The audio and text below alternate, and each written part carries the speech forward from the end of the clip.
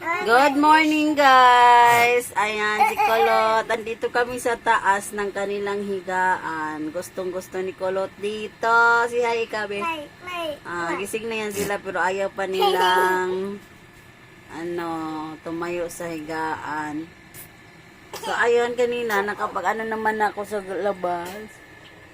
Nakapagsaing na. Hintay na lang kami ng ulam ni Daddy kasi umalis siya. Ayan Gahiga muna kami dito sa taas. Walang tao sa baba. Kasi double deck ng higaan namin guys. Kaya ayan. Si Kulot gustong umaakyat dito. Tapos ako hindi ko maano yung katawan ko. Ang bigat.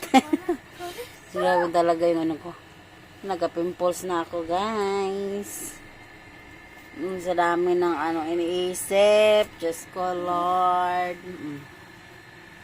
So, good morning everyone. Tapos na ang election. So, sana magiging pa rin ang lahat okay. Tapos isasali na kami sa mga lista dito. Parang hindi kasi kami nakikita dito kasi tuwing may mga sa barangay, parang wala lang kami dito. Pero sana ngayon sa bagong kapitan is maano na kami mapansin dito, di ba? Ayan. Thank you for watching guys.